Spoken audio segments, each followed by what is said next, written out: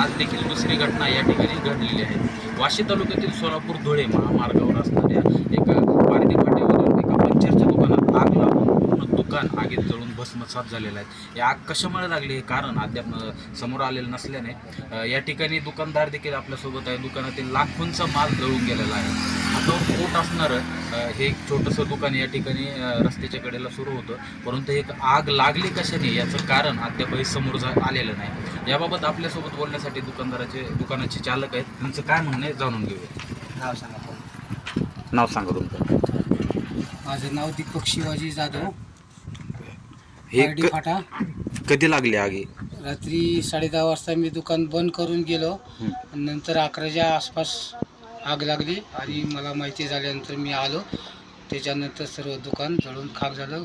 विझवण्याचा प्रयत्न केला पण काही आग विझली नाही. आता किती नुकसान झालं साधारणतः? तरी 7-8 लाखाच्या काय काय होतं दुकानात? सेकंड हँड टायर, नवीन टायर आणि पंक्चर दुकान आणि चहा पाणी कोटरी. म्हणजे दोन्ही व्यवसाय एकाच ठिकाणी होते. आणि मशिनरी तर दिसतेच की आतमध्ये. कधीपासून दुकान माझं जवळजवळ 20 वर्षापासून पार्टी फाट्यावर आहे. हां हां, ठीक आहे. कोणी आलं का भेट द्यायला आपल्याकडे?